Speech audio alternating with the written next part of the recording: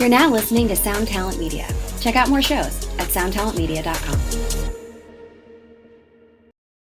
TIAA is on a mission. Why? Because 54% of Black Americans don't have enough savings to retire. So in collaboration with big-name artists like Wyclef Jean, TIAA released Paper Right, new music inspiring a new financial future.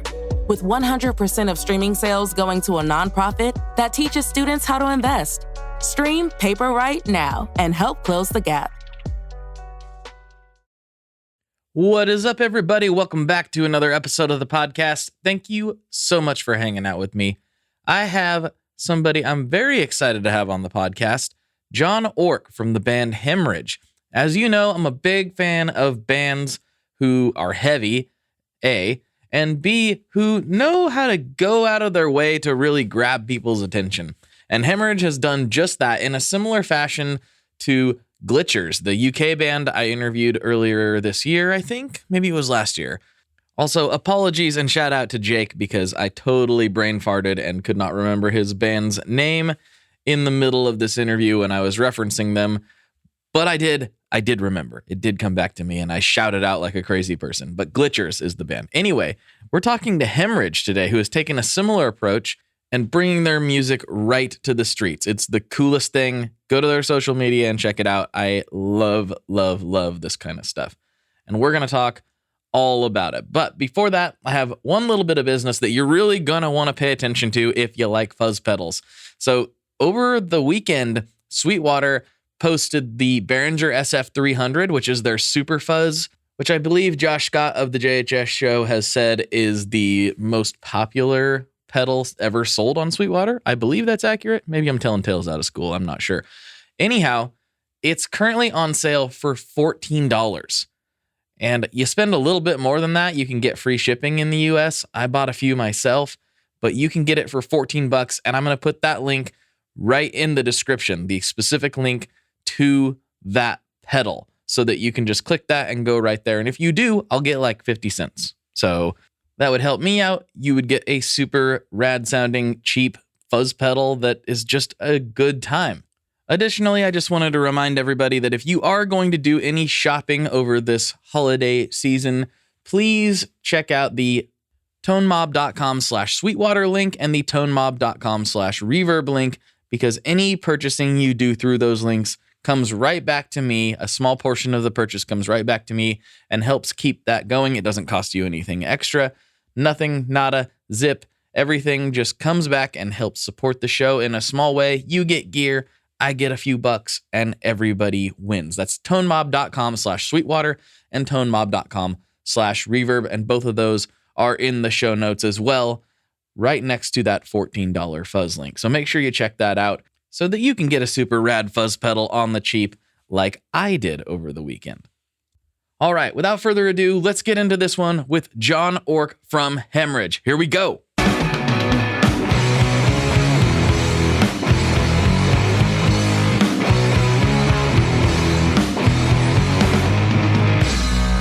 Hello, everyone. Welcome back to another episode of the Tone Mob Podcast, the show about guitar stuff occasionally, sometimes. I'm your host, Blake Weiland, and with me today I have John Ork from Hemorage, who I've been following online for a while now. I love what they're doing musically and the way they've just kind of taken the bull by the horns and made everybody pay attention. So I wanted to dive into this. I've had another band from the UK that seemed to pop up like right around the same time as you guys called, well, my brain just failed. They're going to be so mad at me.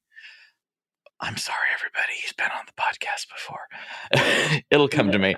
But they've been on the podcast before, and they take a similar approach by just taking it to the street.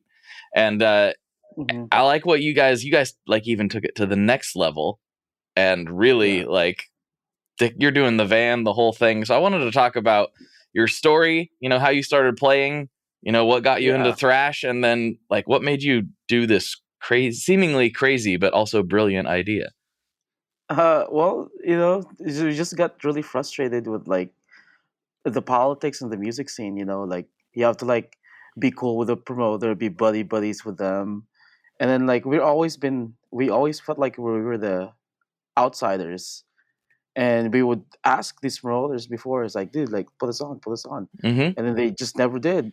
And like still today, we never opened up for a big band of how our level of our band now, which is really crazy. So we That just is like, weird. yeah, that's weird. So that's why we just did our own thing, and now we just don't mess with anybody, and we just let people in, whoever wants to work with us. Mm-hmm. We just took, instead of, like, oh, we just took it on under control, instead of like, you know, got nowhere to go, you know. Yeah, that's similar to my brain started working in the band's called Glitchers. Jake has been on the Oh podcast. yeah, yeah, He was gonna be so mad at me. Sorry, Jake. yeah. Uh, They contacted us a while back. oh, did they? Oh, they're great. Yeah, Like that yeah, dude's they're good awesome. guys. Yeah. Yeah. Yeah, they're really cool. But yeah, I saw them pop up, and then you guys shortly after. I'm not sure which one came first, but I was just like, this is so cool. But like, so even now, you guys have gotten some traction. You've got some attention. People are watching for Yeah. you, and you're still not really able to book like quote unquote normal gigs. Is that right? We chose not to. Mm-hmm. We're just waiting for that. If like a big band comes around and wants us to play for them, then yeah, we'll do it. But other than that, like, I feel like we already have the leverage, too much leverage, that like we can't go down. Like, we can't step down to a regular show. Right. Yeah. How many people would you say show up to an average show now versus the beginning? Before there'd be like, I don't know, 20, 30 people, but now it's like 100, sometimes three, depending on where Wow. we are. Wow. Yeah. Just all on the street, just having a good time. Yeah, just all on the street. Yeah. So supposedly this is a gear podcast. And I know, like, obviously we can get into the guitar rig and stuff, but I actually want to know how the van is set up. How did you guys figure that out? Well, we had an ambulance before, so we've been doing this since like 2016 or something, Mm-hmm. or maybe before that. Well, we had an ambulance. It was just popping, I guess. You know, like we're still like kind of learning how things work. So what we do is, at first we had a converter that goes into like a car cigarette Mm-hmm. lighter thing. Yeah. Yeah, and it was like 750 watts, and then so we downsized our amps into combos. Okay. So we went to go. I have a 5150 Mm-hmm. half stack. For somehow I found a combo version of that. Perfect. So I was like, great. Yeah. And then like the other guitarist, he also like found a combo version of his setup, which is like B52 at the time. And we're like, awesome. So so we just downsized it, and then like calculated the wattage, Mm-hmm. and then like make sure that like it doesn't blow the fuse. But the sound wasn't the best, because like it's the power source, it's not the greatest. Mm-hmm. So that's how we did it. Are you still running on an inverter, or you got a generator or something now? We got something else. Yeah. Yeah. Which like I can't really talk about it because we're the only ones that figure it out. Ah. So you gotta buy the information from me later on. Later on. But right now we got it all set. We have 100% clean power. Our tones are really nice. We actually last night we just re-upgraded to our half stacks. Nice. So we figured out another way to like have more power. So now like we have, instead of like having 4 speakers running both of guitars, we have 8. You know, so it sounds big difference, man. It sounds nicer. It sounds deeper. You know. And you're running your PA and everything else out of that too, right? Yeah. Mhm. Yeah. Are the drums mic'd at all, or is that still just open? The drums are mic'd on it. So the kick drum is mic'd up, and I think we're gonna start micing up the snare soon. And then we have a sample pad. Oh, okay. Got it. Yeah. Perfect. It's cool that stuff has become more accessible these days and more familiar. Yeah, I mean, like some people who has tried to do something like this before, like I met actually the people who like they're called the Athearchists. They're like, before us there was them, and they got pretty far with it. They got on like festival tours and stuff like that. But the way they did things with the technology that they had, everything was bigger. Mm-hmm. So they had to get like an actual generator and like what else did they get? Like tons of speakers. You know, the it was like 4 times the size of what we have. That's why they couldn't really get into places like how we did. So like and right now the technology is there, and we're taking advantage of it. Nice. That's really cool. Really, really cool. Yeah, with the lights and all the setup too. Like there were no LED strips back in 2012. No. So do any of you in the band or yourself, you have a background in electronics to figure this out, or was it, how did you do that? Well, before we quit our jobs, like last year, we were working for a guy that was building a Christmas house every year. He converts his mansion, into a Christmas house every year. Oh, wow. So we were doing that for like 9 years, I think. Um, so we just learned everything from him. He just like opened our minds to like, if you can't find it, you can make it. Mm-hmm. And he was really into like lights and like how things, the mechanics of things, and a lot of that stuff rubbed into us, and you see it on the bus. That's so cool. That's awesome. Yeah, yeah. So what's a famous house actually? It's called Tom and Jerry Christmas House in San Francisco. Oh, I've never heard of it. I'll have to look it up. Yeah, yeah. They were on like ABC channel and stuff like that. It's really cool. That's super cool. So taking a few steps back, like when did you personally start playing guitar, and like what led you down to the heavy music rabbit hole? Oh man, I started playing guitar when I was, I'd say, 16, because I didn't want to be a guitar player. I wanted to be a bass player, actually. Okay. Funny enough that we don't have a bass player in our band. Yeah. So like, because like when I got into music around 14, 15, I was like really into like AC/DC and stuff like that. And I always look at Malcolm as Angus Young, and I was like, I will never be that good, but I can settle for a bass and be as badass as him. Right. So I started playing bass because I just knew that, because like at the time, like a lot of the kids were like, like if you're not a shredder, you're not good, Mm-hmm. But at the end of the day, it's actually the riffers are the what carries the band. 100%.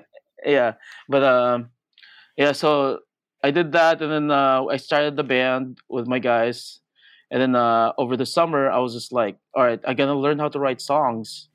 So like the best way to write songs is to learn how to play guitar, and I learned how to play guitar over that summer. Yeah, Very cool. And then like I end up like becoming a guitar player. Just by necessity more than anything. Yeah. Even vocals too, like because like our vocals quit, so I was just like, you know what, I'll just do it. Right. Well, hey, it seems to be working out. Yeah, if you're really passionate about it, like you gotta like make it happen. Absolutely. Yeah. Do you have any vocalists who inspired you? Yeah, man. The guy from Trivium was a big one, because I was playing guitar and doing that. So yeah, him, uh, like James Hetfield, of course, Of course. Thing. Yeah. Who else was really good? Vocally though, like I really like Bleeding Through, like Walls of Jericho, all the metalcore stuff. Mm-hmm. And As I Lay Dying. There's something about like that mid-range screaming that's like cuts through. That's always been my cup of tea too. Like I've only recently started getting into like the more black metal kind of higher pitch stuff, and then the more guttural, death metal things. For years I couldn't really get into that. It just didn't work with my ears. I had to like just continue trying to feed into it and experience it a little more to appreciate it. But yeah, for me, it's always that like lower mid-range metalcore style vocal. That's my favorite heavy vocal, which is what you do so well. Yeah. So yeah, I'm a big fan. Yeah. Yeah, thank you. Yeah, it also like I feel like it's easier to like say things because it's a hardcore kind of style, Yeah. You can usually make out what they're saying, whereas you get into Yeah. some of the it's like I don't know Yeah. what that was, but it was a Sometimes sound. they're cool. Like I like them. I still I do those kind of vocals when it feels right, you know. Sure. But I don't do it all the way. Mm-hmm. Yeah, I just like it. Like, hey, I can do it. So Is that yeah. something that you practice at, or do you just kind of go with what feels right? It kind of goes where it feels right because we're playing so many shows that we don't practice as much, but like those shows are like practice pretty much. Mm-hmm. Yeah. Yeah. Do you have a vocal like warm up or anything that you do to try to take care of that? Because that can be a little rough on it at times. Yeah. I drink throat coat. Love throat coat. Yeah. That's that. Yeah. Before I don't smoke or anything like that. Before before I go perform. Yeah, I just keep it. But like when people do like the vocal warm ups, like like Mhm. that, I don't do that. Yeah. I just like keep it. I just keep it tame. Yeah. Yeah. Yeah. Nice. Yeah. So as far as the rig, we talked about the amp, but do you Yeah. have any pedals that you play, or is it mostly straight in? How do you do it? I used for the longest time. I was just straight in because I was like a punk rock guitarist, you know. So, Mhm. but like not up to like 4 years ago, I started getting into pedals. Right now, I have a noise suppressor, a tuner pedal, a wah pedal, and a tube screamer. Okay. It's very basic. What suppressor do you use? The Boss one. Okay. Yeah. Classic. Yeah, Classic for yeah. a reason. It works And great. then like tube screamers, the Ibanez tube screamer, Mhm. classic. Yep. And I have a wah pedal, Dunlop wah. Crybaby. Yep. Yeah. Mhm. Actually, I just upgraded to like the dime bag one. Oh, okay. Yeah, a little Yeah, different yeah, range on that one. That's cool. yeah. It gives you like 20% extra range. But now I'm like thinking is like, okay, I like this pedal. Maybe I should try the other kinds of wah pedal. Yeah, Mhm. because I love that's my favorite pedal is the wah pedal. Okay. I can't make a wah pedal work to save my life. It always sounds so stupid when I try to use a wah pedal. I don't know why. I've tried. It's a feeling based, I think. Yeah. You have to feel it out. Yeah. Yeah, it's probably an experience thing. I'm always just like, this sounds like Yeah. a dying cat when I try to do it, but I love it when other people do it. So Yeah. there's plenty of gear like that. Yeah. Yeah. Like I got like a collection of pedals. I got into like pedals for a while too. Like I had the organ pedal. Oh yeah. I had a Canyon. I was like really big. I was a big fan of electroharmonic stuff. Oh yeah. Which is weird that I don't use any electroharmonic stuff right now. Yeah. But I have like 5-6 pedals from them. Yeah, I mean, yeah, I'm a pedal hoarder. It's terrible. Just Yeah. don't go my route. It's dangerous. I did for a while, and then like and I realized, wait a second, I'm barely using any of this. I mean, the 5150, I don't own one yet. I need to fix that Oh man, because they're it's super expensive right now. they are. I should have got one when they weren't. I was like, oh, I'll get one of those sometime. They're not that expensive, and now it's like, whew. Yeah, I remember I bought mine for 600 off a guy on Craigslist, Mhm. and I was just looking it up yesterday. It was like $1,400. Yep. I was like, wow, that's crazy. Everything's gone up. It's so insane. Yeah, I've got a Les Paul that just like doubled overnight because of the Adam Jones release, and it was like, wow, glad I got it when I did because now I can't afford one. So I guess here we are. But that's the way everything's gone lately, right? Gear's Yeah, gone crazy. yeah. Especially like I think the technology is like kind of making everything more demandable, you know, like because like you can like have that sound with your computer, Yep. and then and I think it's just like kind of like how the vinyls were going recently, where like everybody just got sick of digital things, and then now they're like buying vinyls, and the vinyls went up. Mm-hmm. Yeah, Yeah, I'm still waiting on my pressing plant to get mine done. So yeah. that was a year ago at this point. So Oh wow. yeah, hopefully that'll come You, out one of these days. you gotta hook up with my guy. He just started his own pressing plant up in the Midwest. Oh really? Yeah, yeah. Our vinyls actually are gonna be with him, And the process, because he's like starting out and he's pretty small still. Mm-hmm. Like we got ours done within a week. Whoa. Yeah, Oh man. Well, I mean, yeah, for what it's worth, they told me it was going to be that long, so it wasn't yeah, like a surprise. But yeah. uh, You got 7 inch or 12? it's a 12. Yeah. Oh wow, yeah. That does it. It takes longer. Yeah, it's just this weird record. I mean, I did it last year, and it's kind of, I never thought I would have anything on vinyl, so it was kind of trippy to even get the test pressings back. But hopefully, they'll become reality here pretty soon. Yeah, We'll I'll see. get there. Yeah. Now you gotta worry about the packaging now. I think I've got that pretty well ironed out. Fortunately, Yeah. that seems to be going smooth at this point. We'll call it smooth at this point. That could change at any time. Yeah. So when you guys go to record, do you guys record yourselves? Do you have a studio you like to work with, or what's that We have process a like? studio that we like to work with. We used to try to do it ourselves, but with the technology and everything, but like we're just so like hands on that we'd rather have somebody else run the computer or Mm-hmm. something. Yeah. Yeah. Yeah. Yeah, so we do that.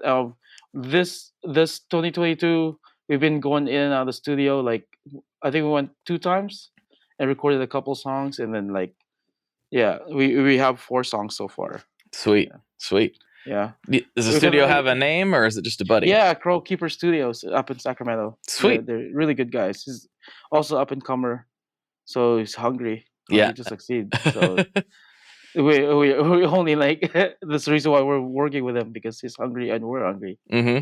Well, I Yeah. mean, that's just it, right? Like, you guys Yeah. have put in a serious amount of work, like Yeah. way beyond just the nightly shows. It's getting everything set up, troubleshooting, figuring everything out. It's Yeah. so many hours that go into this. It's Yeah. substantially less than minimum wage when you get done with it at the end of the day. Yeah. But you have to Mhm. want it, right? Yeah. That's Mhm. the way it is with everything. Yeah, for a while it's minimum wage and you start seeing things. Mm-hmm. They started getting stuff for free. Yeah.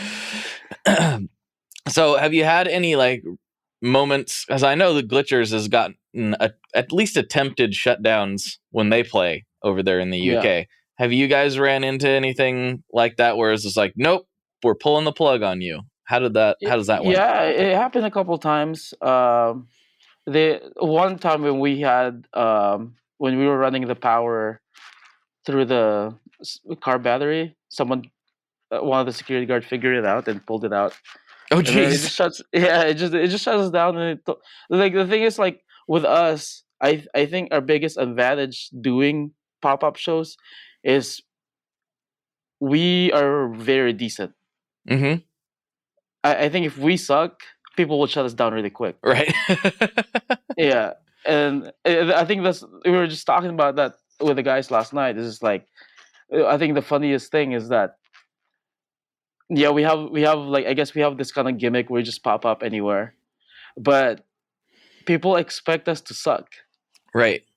But we don't, and that's why they love us. Yeah, yeah, we got shut down a couple times with the cops, but they're always nice to us. Which Oh, is that's so cool. weird. They're always like, hey, the one time they told us to, like if you're gonna do this again, do this at a different side of the block because of the residential area and commercial spaces. Ah. Yeah, and then the venues are like some of the venues are like starting to like kind of how do I call it, like kind of put their set times Got it. online because they know we're probably someone's gonna send it to us, and then they have the parking right in front of the venue Mm-hmm. open when we get there. It's weird. It's like an interaction thing with like without talking. They just go and they show up. Like And if we they just put it out there, they will come. They will Yeah. come to us. Yeah. Happens in LA a lot. They like, oh, put the set times tonight, and then like, yep, we're there. When we're there, we're there. I think you hit the nail on the head there, though. Like, it's one thing to grab attention with a pop-up show that's as wild and as crazy as your guys' is. If somebody rolled up though and it just totally sucked, like nobody would care. Hi, I'm Vincent, and I'm here to talk about the Maris Mercury X. My dad's always going on about how cool Maris is. He really went off on one about the Mercury X the other day. He said something about a 4800 hertz sample rate and 99 preset locations and 33 banks, and something along the lines of the most advanced reverb pedal ever devised by man? That's all true, but I only care about one thing. This pedal sounds sick.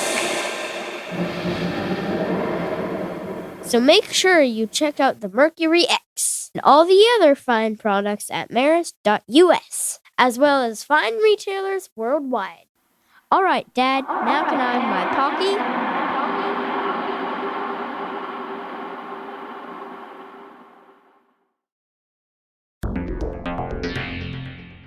How exactly do artists get their music on Spotify, Apple Music, Deezer, Tidal, all these services? How in the world do you get your music there? Well, in the past, you had to use something called a record label. But these days, you can use DistroKid. DistroKid is the absolute easiest way to get your music up on streaming services. And it's the most affordable way to do so. Not only do plans start at $22.99 for the entire year, that's less than $2 a month, DistroKid also does not take a cut of your streaming revenue, unlike some other services out there. Even better if you sign up by going to tonemob.com/distrokid. That's tonemob.com/distrokid. One more time, that's tonemob.com/distrokid. You'll get 30% off. That's right, 30% off their already extremely reasonable prices. So go to tonemob.com/distrokid and get your music out there. Yeah. Nobody would care at all. So that comes Yeah. from putting the time in and practicing before, even though your practices now have expanded to the show, but that speaks to the quality of the songs and the quality of the performance and the thought that's went into it. That's really important. It's hard enough to grab attention, but once you got it, what are you going to do with it? Yeah, I think that's where like most bands blow it, and then there's other bands who are trying to do the same thing, but like it's just like the I guess their music is not there yet, or something. Because ours is like we well crafted our songs. We well crafted, like when we talk about writing songs and writing music, and then like and just creating in general. The three of us are like, I love this part, and then we go back and forth and to like create this like this I guess masterpiece that we're trying to do. And we also like, since we're playing so many shows, we're also like getting feedback from what we're doing. Mm-hmm. And like we go like, all right, this part goes hard, we should do this harder, like, or space out these breakdowns, and then it's not just like straight up just play, do whatever you're gonna do and then leave. We actually like sit down and like talk about it a lot. Right. Pay attention to what the response is when you do it, and don't just keep doing the same thing over and over again, expecting the same result. Yeah, I think that's what, just in general, just like up and starting bands to up and coming bands. I feel like that's what they need to like pay attention on. Like, I actually learned this from like the guy that made all those records of Backstreet Boys and like NSYNC. Okay. There's this like Swedish studio that if you look at all the credits in all those pop music in the late 90s, early 2000s, he's like the Swedish producer. Forgot his name. I know what you're talking about. Yeah, I can't think of the name either. I know what you're talking about though. Something pop. I think he has the name Pop in his name. but anyways, like I was like reading about it, and there's thing that's really stood out to me, where like they were testing before they got big. They were testing their music at clubs because they were DJs, and they were like just watching how people respond to it. And then they like, that's how they kind of shift their sound, and then like they kind of figure out like a way to like make their music good like that, by just playing over and over again at clubs, and then like go back to the studio and tweak it, and like that's the kind of formula we're doing now. You know what that's a lot like? That's a lot like what stand-up comedians do. they're constantly like working on their material and they have to work it out. They'll sometimes write it by themselves, but then they have to go in front of the crowd and they're like, this thing I've come up with was really funny, and it just bombs. Oh, I guess it wasn't that funny then because nobody laughed. Yeah. So I had never thought of that in the context of music, but it makes just as much sense there as it does anywhere else. That's super smart. Yeah. And also it's like some people might think it's just like, oh, you're just doing what people like. It's like, no, we're not. It's not like that. It's like we have a concept, we have an idea. We just need to like find a way to get through you. Yeah. Yeah, I think there's a big difference in, making something strictly for what maybe mass airplay or what everyone's going to love versus what your people like and what you like. As long, when it comes to the whole selling out thing, I think it's kind of a weird conversation. To me, it always means if you're not compromising what you enjoy, then it's not selling out. Like if you still like it, it's all groovy. It only becomes selling out when you're starting to do things that other people like that you hate. Then it gets a little bit questionable. Yeah, like how like a lot of metalcore bands that was big and they shift their sound all at the same time all of a sudden. No one in particular. I don't know what you mean. I have no idea what you mean by that. This is our most mature release to date. Yeah. But also our most polished and they all say not naming any names. The Horizon. We don't need to. Everyone knows. But you know what? At the same time, though, if that's what they like, then was it though? I don't know. I'm not them. If that's what they like, then more power to them. That's how I view it. I feel like they would say that they like it, but people didn't connect to it when they did it. True. True. So that's how you know that because if people connect to it and passionate about it, that means the creator is also passionate about it. I feel like the reflection of the crowd is the reflection of the band. That's true. That's another way of saying something I've heard in like marketing terms. Is called your vibe will attract your tribe. That's a good one. Yeah.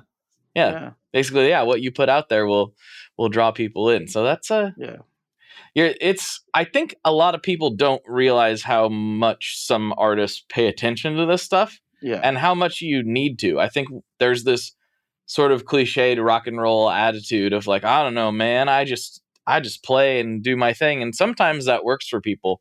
But I feel like these days, if you're not paying attention to what really works and what is happening, then you're not going to cut through the noise at all. Yeah. It's just like I was just funny enough, I was listening to Bill Burr last night. Bill Burr's recently interviews, and he was comparing how his parent, how him being a parent was different from his parents. Mm-hmm. It's just different time. When people say that like, oh, I'm just gonna do my thing, it's just saying like how our parents would do it. Our parents just let us like go outside and figure it out. Compared now it's more nurturing. I think it's just different time. Yes, definitely a different time. I mean, when I was growing up, I was just told, and my listeners have heard this a billion times, but just go get a job that you can tolerate, and that's it. And I think that there's some very practical or a very practical nature to that advice, and I don't think it's necessarily terrible advice. But I also think it's reflective of the times. There wasn't this job that I'm doing didn't exist. That wasn't a thing. I was like, I like talking to people and I like doing this kind of thing, but where am I going to do it? Am I going to go on the radio and do a morning radio DJ program? Like, no, I don't like that. Way in doing things too. Yeah. But they didn't exist, I mean, now it exists. Technology is just different. Like what I really what that was a struggle for our band and myself as in general while building this. That's why it took forever to like where we are now, because there's so many people telling us, "Oh, there's no future in music. Or you can't do this." or like how would people, like, I grew up in the Philippines. I'm an immigrant here, and this is something like this has just never been heard of, Mm-hmm. of like our story as a band. And then like now it's like people are starting to know us, and then like all the older people are like, like either mad or like just don't say anything because it's like it's a new, it's we broke into something really new. We created our own league.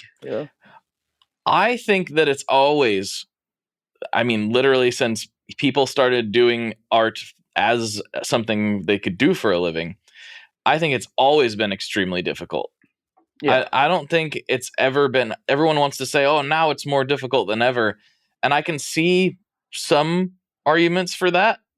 But I also think in some ways this is the best time ever to be an artist, because Yeah. never in history could you just accidentally put something, or not accidentally, but could you put something on any sort of social media platform and have anyone else see it?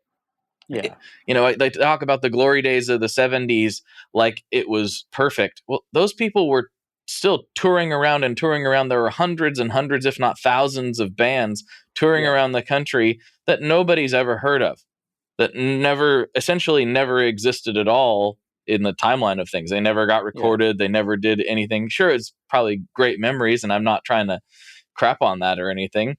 But the reality is now people can reach people easier, and you can find people that, like, say you're playing in the Bay Area. I found you up here in Portland. Maybe somebody in the Philippines is watching you right now. Yeah, there's right now. Yeah, Yeah. for sure.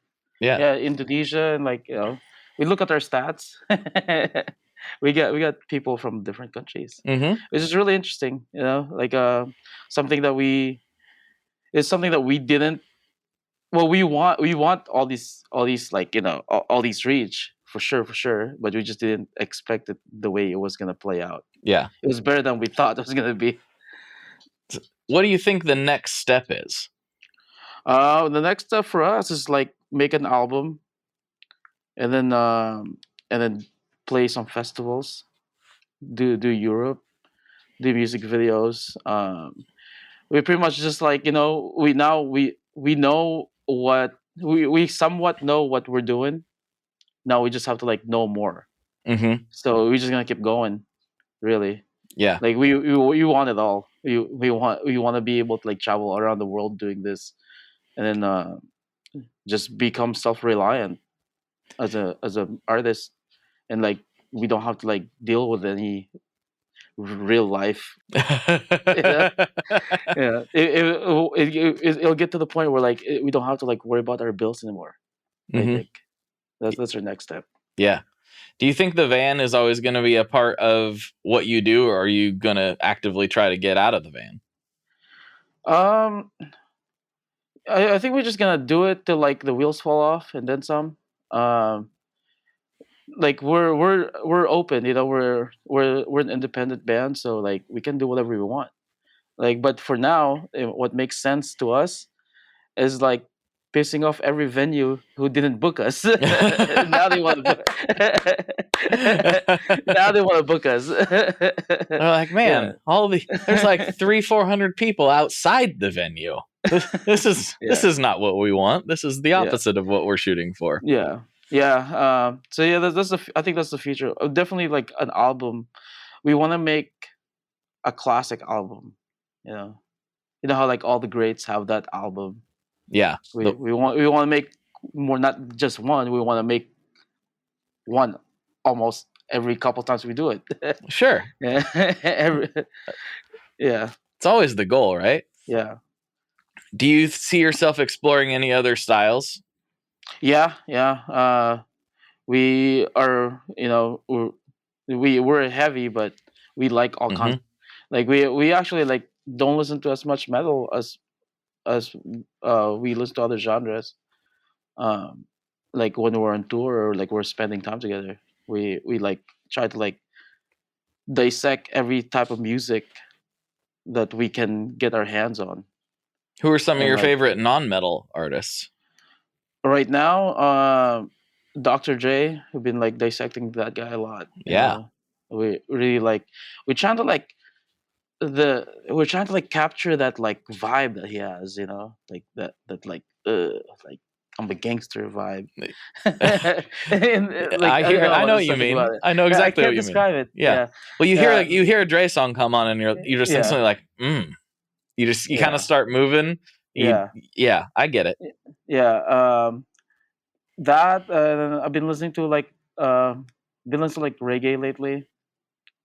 Yeah, trying to get into the deep cuts of reggae music. Like I already like listened to like all the Revolution and all that stuff Sure. recently. Like, and I was like, I think this can go deeper. This is very like at the tip of the iceberg type thing. Yeah, and then rediscovering a lot of like pop music from when I was growing up, and why am I connected to them like that? Like really like listening to like how they did the record. I mean like going back to that the Backstreet Boys stuff and the N6. Their some of their albums are heavy. You know, Now you got me the curious. What do you mean by that? like it just pops. Mm-hmm. You know, like they have a song called NSYNC has a song called what's the song called? Every little thing I do. Yeah. Yeah. But it goes like da da da da da. Oh, that's true. That's true. Yeah. Yeah. Then Michael Jackson stuff too. It's like you got some heavy stuff in there. That's You know? that's true. That's true. Yeah. I had never thought about that. Yeah, you switched that out for a down-tuned guitar. Yeah. Dun, dun, dun, dun, dun, dun, dun. Like, Yeah. yeah. And, Like, then you get Turnstile. That's how you get Turnstile. that's right. I just exposed their playbook. That's what it is. You did. You showed them. Everybody knows now. Everybody knows. It's just in sync. In sync with down-tuned guitars. I'm here for it. I like that. That's exactly how I think that's how they're doing it. Yeah, because the Turnstile came from an indie scene. Mm-hmm. Definitely. Yeah, so you if you think about it, like you know where it comes from. That's true. It's true. You're onto something. It doesn't take, but it takes a non-elitist person to like figure that out. That's true. Yeah, I've been listening to a lot of I've been listening to a podcast just diving into George Jones and like his whole life. Basically, it's an awesome podcast. Cocaine and Rhinestones. I've shouted it out a million times. Great podcast. Even if you don't like country music, it's great for lovers of music. But this whole season's been about George Jones and the way that the host Tyler breaks down the songwriting and everything, because George didn't necessarily like write all his own stuff, of course. It's country. It's their own stuff. That's right. Yeah, it's all taken from all kinds of different places. Yeah, but don't they have like 10 songwriters in one song? They can. Yeah. Where is it? Like, was it Memphis? That's where they usually make them. Nashville. Yeah. Mm-hmm. Yeah. So Nashville, like I know. I'm not sure if this is a fact, but I've heard stories that like there's ghostwriters there. We are brought to you today by Sweetwater, specifically the Gear Exchange. You may have heard about this. This is a place where you can go to buy and sell your used gear. Maybe you got a pedal over there that's just kind of collecting dust. Maybe there's something you've been eyeing from the Sweetwater catalog. Well, right now is a great time to turn that unused gear into something you're actually going to use. Even better, if you sell on the Gear Exchange, you can keep 100% of the sale as long as you choose a Sweetwater gift card as your payout method. That is not too shabby because, let's be honest, most of this buying and selling we do is just to fund new gear purchases, and that is a great way to reach a wide variety of customers and keep 100% in your pocket, or rather on your pedal board. So go check out the Sweetwater Gear Exchange and turn that unused gear into something that's actually going to help you write that next huge riff.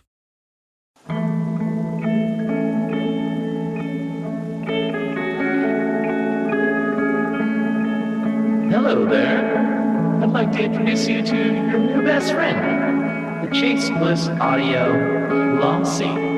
Lossy is a collaboration between Chase Bliss and Good Hertz. Well, it's meant to give you some control over those weird digital artifacts that come with very compressed audio. You're hearing it right now. All the changes that are taking place are strictly coming from my playing dynamics. I'm just interacting with the pedal and letting it do its thing. In some true stereo goodness. If you'd like some more details about Lossy, I'd invite you to head over to chaseblissaudio.com. I think you're gonna like what you find. And all they do is just share songs.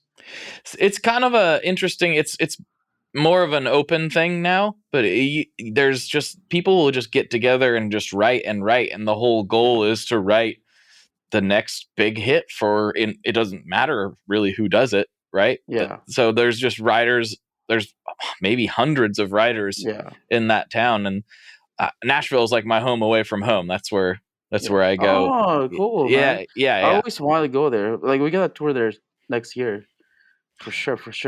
Well, hey, if you come down, maybe we can have you buy the String Joy shop, which is why I go there. I'm a partner in String Joy guitar strings, and we make them there in Nashville, which is why I'm there all the time. Oh man, yeah, we gotta talk about this later on. We will. We'll definitely talk about this. Yeah, but yeah, Nashville is a very interesting microcosm in the whole music landscape. You know, the way it's structured and the way it works has changed a lot, but especially going back and hearing the history of how all these writers and the whole goal of these things, it's very intentional. You know, the whole drama between him and Tammy Wynette, there was a lot of drama there, but the public perception of it was designed to sell records, which is really, really an interesting thing, which I guess the entertainment industry has always been like that to a degree.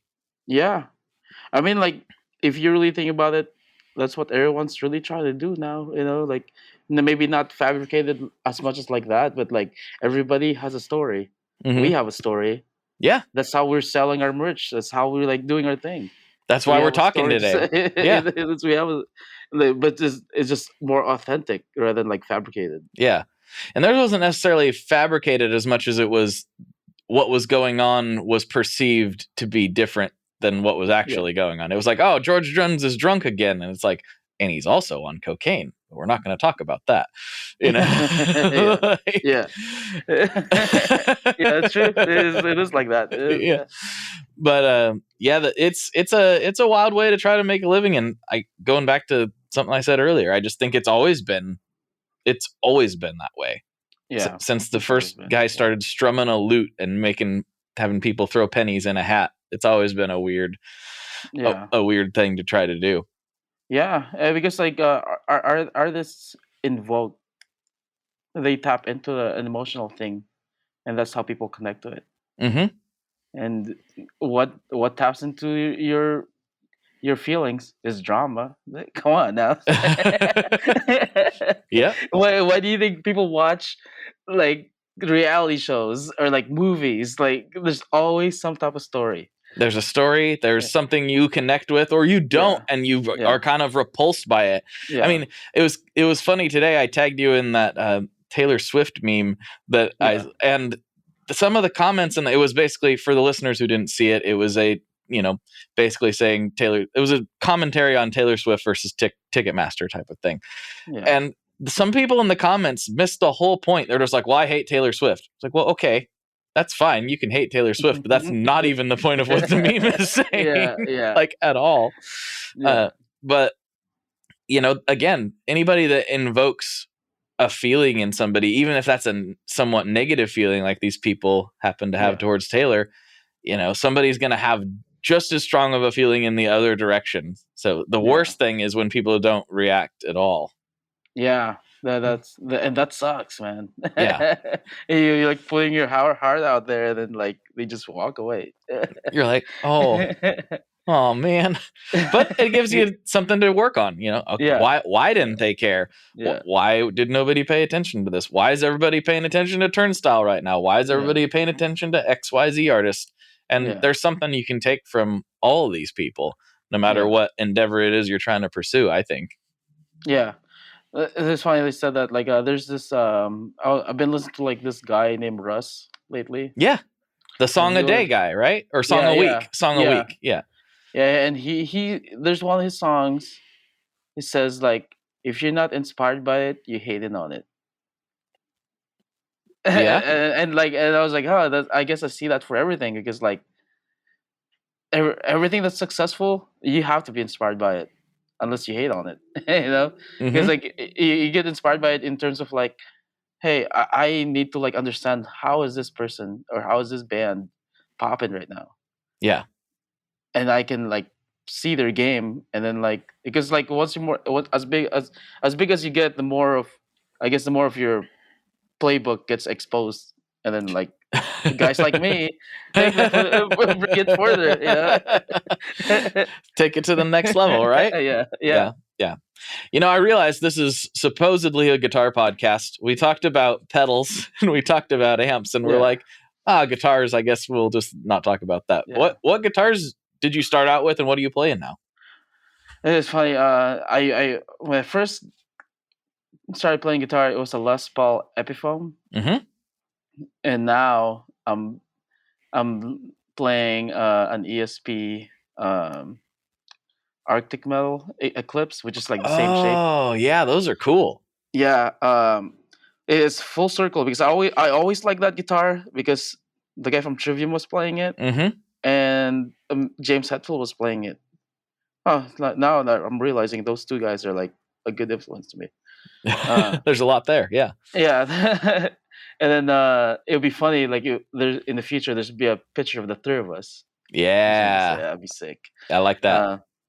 Yeah, so like I use that, and then like I was using the Epiphone for a while, and I started still looking at magazines, and I started looking at like Kirk Hammett, what he uses, and then there was ESP guitar. I was like, okay, ESP is on my radar now, and then like I've been trying to like buy ESPs for like hella long on Craigslist for used, and then like up now to like, so I own like, and then later on I bought Trivium guitar, Yeah. the Les Paul one. It's really sick. He has a kill switch. It sounds nice. That all EMG white one? pickups. No, the before that one. Oh, okay. When he first got the endorsement from those guys. Sweet. And then I used that for a long time, and I was like, oh man, this guitar is really heavy. That's why you see him having two straps when Right. he plays it. And it's like, it started to hurt my back and move a lot on stage, and I was like, okay, I gotta change this guitar, but I really like the shape. So I found a guitar on Craigslist, an Eclipse EC1000, and super light. I was like, okay, this is game changer. Like, it's everything that I need on a guitar, and it's super light. Nice. So I got that, and then like it was a really bad shaped guitar in terms of like maintenance and stuff. Mhm. It would go out of tune, like really fast, and like when we started doing the bus shows, my guitar would go out of tune like so fast, and it'd be so embarrassing. So like I bought another. I found another one on Craigslist, which is like the black metal EC. I bought it from this rich guy and then I started using that more. That's like our first two songs that I recorded last year was recorded on that. And then fast forward 2 months later, ESP contacted us, and Oh, they wanted to send us guitars. nice. That's Yeah, awesome. yeah. So now we're like we have an endorsement with them, That's which is like incredible. full circle. It's crazy. Like, it's my dream guitar, and then like I got the white one. That's incredible. And you Yeah, know, weird, like the weirdest twist of fate. Like I knew you played ESPs, but I didn't realize that was the, you know, the whole combination of events there. yeah. I have my first ESP coming to me today. So Oh, nice. yeah. Which one do you got? I'll be playing the M1008. It's one of their That's a good one. one of their 8 strings, which Yeah. is my first 8 string. So we'll see how this goes. Oh man. I've played a lot of baritone and a lot of the 7-string back here, this Yeah. one here, which I love. I was like, let's try an 8-string. Let's just try it. Why not? Yeah. So it's literally it might even have been dropped off while we're recording this. So nice. You got what kind of pickups is it? It's got a Seymour Duncan Nazgul in the bridge and a Seymour Duncan Sentient in the neck. You got it on a custom shop or? No, that's just what it comes with. Oh wow. Yeah. And that's part of why I went with it, because it was like, this is pretty much how I would spec this out if I was to order one. Is it the ESP the second phase, or like it's still from the older phase? It's I think this guitar came out in 2020. Oh, okay. So, yeah. They redid their whole company this year. It's really interesting. Oh, I didn't see that. What happened? Yeah. Oh, they're just going through like a phase 2. That's what they say. I didn't really understand it, but like it looks different. Oh. Yeah. All the signature guitars has a new version now. Oh, interesting. Yeah. I didn't know that. So I don't know when this one was produced. It's coming from Sweetwater, so. Oh, nice. I'm not sure. Yeah, love Sweetwater because they support this podcast, so I couldn't possibly love them any more than I do. Did you ever go to NAMM? Yeah, I've been to NAMM 4-ish times, maybe 5 times, including Nashville once. There's Nashville ones too? There were. So with the whole craziness of the pandemic and everything, that whole thing got all screwed up. So there used to be winter, which was in January, and then summer, which I believe was in June or July, and summer would be in Nashville. And summer was like a lot smaller. Yeah. But that's probably why I didn't hear about it. Yeah, but the last 2 years they've only done it's not a winter or a summer, it's just like a spring. Well, I guess they've just done a single show in Anaheim, basically. So that's the one I went to recently. It's our first time as an artist going there. Oh, cool. Yeah, it was really cool. Nice. We were like with the interview backdrop with the ESP, and it was pretty cool. That is awesome. That's so cool. It's like full circle. Hey guys, like I'm a big fan of the guitars. You know. That's so awesome. And like one of my favorite guitarists, Gary Holt, was there. You know. No way. Yeah, he actually gave us like a big boost. Like I think that's the catalyst of getting the ESP endorsement, because they saw him talking about us, and then ESP reached out to us soon after. Very cool. Very, very cool. Yeah, I will be there this year though. I haven't been in the last couple of years, but the last year was interesting. Yeah. It would never happen again like that. It was just really cool. You know, it was like somewhat pandemic NAMM still. You know, right? Not a lot of people were there. It was very special because like I was able to like talk to like a lot of the companies when I was down there. Mm-hmm. Like genuinely talk to them. Now I'm like making deals with these guys. Yeah.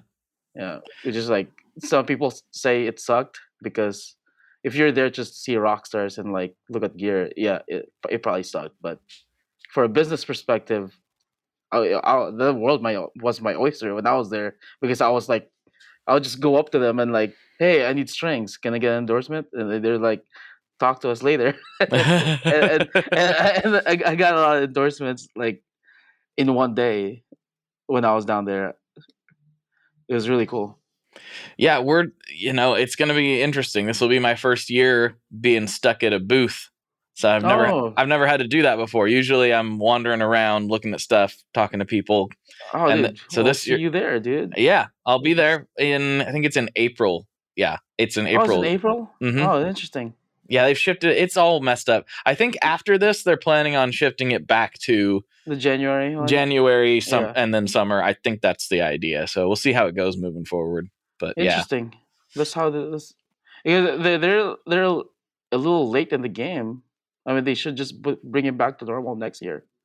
But I think by the time they decide, they have to decide these things really early, because they have to get the vendors there, and the vendors have to plan. And basically how it happened is because this last one was sort of in the summer, it didn't, to have it in winter again that soon didn't give the companies enough time to, build back up. It's really expensive to show at NAMM. So yeah, man. What booth are you going to be in? I'll be in the Stringjoy booth. So okay. Yep. It's interesting. Yeah, like last year, no, this year, man. So by Sunday, some of the companies are like really desperate to sell out their gear because they don't want to haul it back. Mm-hmm. It's like it costs more for them to like bring it back rather than to sell it for really cheap there. Yep. It was crazy. It was like I was getting drumsticks for my drummer and like left and right getting strings. I was Like, please take this with you. We yeah, don't want to ship it back. And yeah, I can relate to that. I've seen that in action yeah. before. Like they're not technically supposed to sell Sell stuff. you, yeah, Yeah, yeah, on the floor, which is a reason that Nam needs to yeah, wake up. But that's yeah, a subject for a different day. yeah. It's ridiculous. Yeah. I don't know if I can say the name of the company, but it's really we just got the endorsement. Like we got it off the bat, like that Sunday. It's like a cable company, which is Nice. really cool. I was like, and then we walked like by the end of Sunday, we were like, we have like all kinds of free samples. We have like guitar cables and we're in the middle of our tour when we were down there, which is really cool. So like we upgraded our sound as we were touring down there. Perfect. Yeah, You can't ask for more than that. That's yeah, fantastic. yeah, Well, we're getting to the end of the main part of the episode. yeah. And before I ask you the classic questions that I wrap this thing up with, I like to give the guests a chance to just take the floor and, shout out their grandma if they want to, or say whatever you want to say, plug whatever you want to plug. Like, now is your chance to talk to a couple thousand people. Oh, cool. Want to give a shout out to my boys in Hemorage for sure. Yeah. Give a shout out to like everyone that helped us this year. Chris Garza from Suicide Silence, Gary Holt, I got Ken Susi from Unearth, and As I Lay Dying. It was nice meeting them. Tony Reuser with ESP guitars. But now I want to go into like giving a shout to like all our fellow up and comers. Um, Crow, Crowkeeper Studios in Sacramento. Shout out to those guys. Heavy Metal Buds. They gave us like a heavy metal buds endorsement. We Nice. have our own like pre-roll with those guys. On Chain Records, the guys who's pressing our records with NFTs, which is really cool. And pretty much everybody that helped us out, all the people that we've met this year has been incredible. Thank you Awesome. for everybody. Awesome. All right, final questions. First one I think is going to be really easy, and we may have already answered it, so we'll see. What is your favorite Boss pedal? Oh man. Right now, it's the noise suppressor. I thought for so. sure. Yeah. but for a while, my favorite one was the MT2. Yeah. Yeah, if Got you have a one really lane. bad amp, that is the pedal you should get. Here it is. There it Yeah. is. Woo. Yeah, Classic. yeah. If you can't afford a good amp, get MT2 pedal. Get an MT2 pedal and be careful with that EQ. Yeah, It's for very, sure. very flexible. It gets hot fast. That's right. All right. I like their tuner Oh. pedal though too. Their Oh, yeah. tuner pedal's cool. Yeah, TU2. It's a classic for a reason. Yeah. Can't live without that thing. yeah. All right. Final question. This one is a little bit dicey. It gets a little bit controversial. What is your favorite kind of pizza? Oh, I like the classic pepperoni actually. Yeah? When I crave pizza, I crave that pizza. A pepperoni pizza. Yeah. Yeah, yeah. Do you like a thin crust, thicker crust? What do you think? Man, I like thick crust, but cheesy crust too. Though. Oh, yeah. cheesy See, this crust. is I think this is an answer we haven't gotten yet. Usually most people go for the thin, but you like the Yeah. inject the crust with the cheese, like Yeah, that all I that like thing. the dough when it's fluffy. Fluffy Yeah. doughs are where it's at. Yeah, I do like thin slices too. When I was in New York in school, Mhm. the but their thin slices are thick still though. Well, kind of. They're thick Yeah. enough. Yeah, I mean, like the depth of they're thin in considering like how wide they are, but the depth of the pizza is still, it's not like, how you call it? There's another pizza. It starts with an M. It's like magenta pizza or something like that. Margarita? Margarita pizza. Mhm. Those are thin. Those are super thin. Yeah. Those there's no when I edge to them. Yeah, when I think of 10 pizzas, I think of that pizza. Okay, that makes sense. That makes sense. Yeah.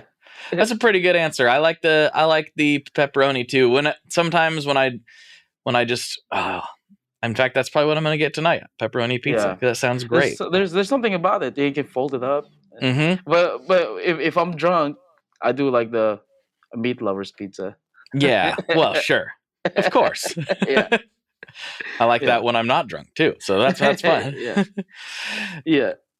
Well, dude, thank you so much for coming on. This was a great Yeah, thank you. conversation. I really, yeah. really enjoyed it. And Yeah. we'll see what kind of weirdness we can get into on the Patreon section. Yeah. Thank you. Get it.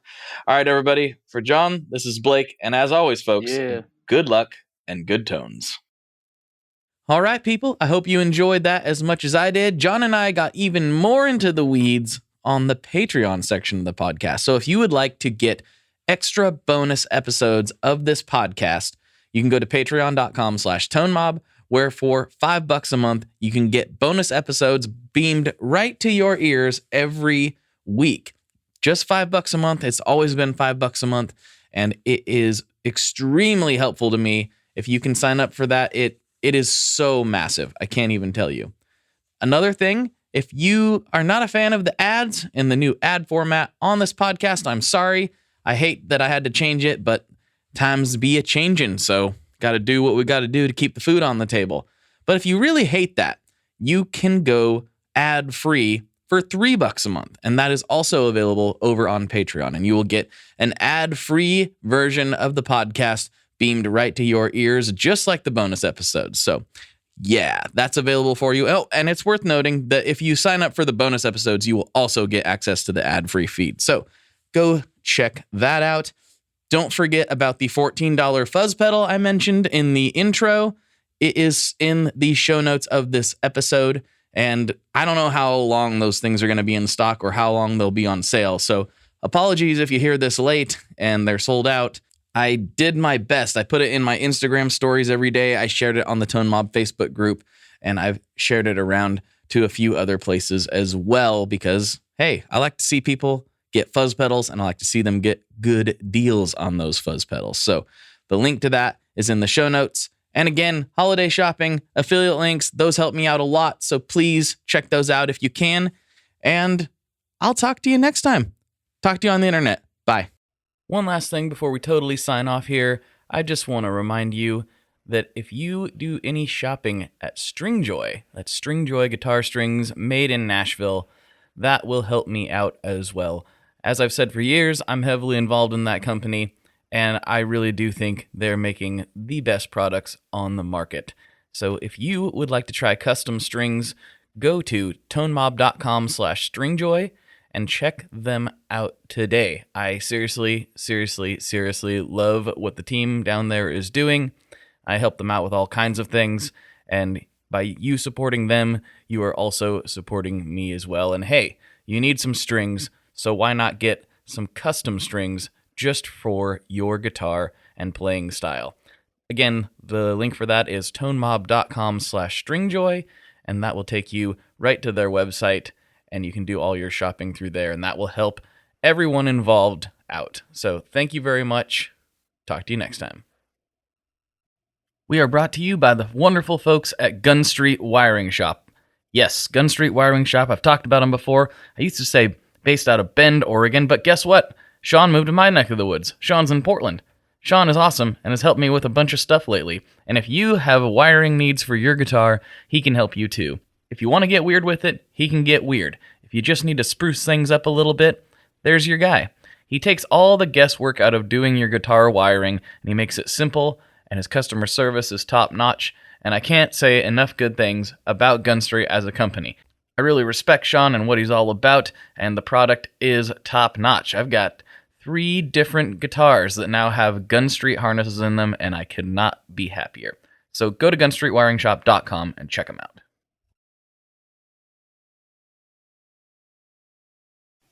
Hey, this is Mike Wiebe, and I'm the singer in a band called the Riverboat Gamblers. And I'm Zach Blair. I play guitar in a band called Rise Against. Mike and I also have a band called the Draculas, and we also have this great, amazing new podcast called Zach and Mike Make 3. Yeah, each week we're going to ask ourselves and we're going to ask our guests what 3 favorite things they are into at that moment or in their entire lives. And then we're either going to agree with them or we're going to make fun of them. And you're going to listen to it and you're going to like it, or we will make fun of you. How about that? I just flipped it on you, the person listening to this right now. But we're going to do it every week here on the Sound Talent Network. Once again, it's called Zach and Mike Make 3. Yeah. Hi, I'm Daniela Clark. I'm Barbara Ann Wild. And we are the Honest AF Show. Our podcast is real honest conversation with our celebrity friends and pros. Covering our anything but average rock and roll lifestyles. All while tackling the hell that is aging and the battle of beauty. Oh yeah, nothing is off the table. The Honest AF Show is available wherever you get your podcasts.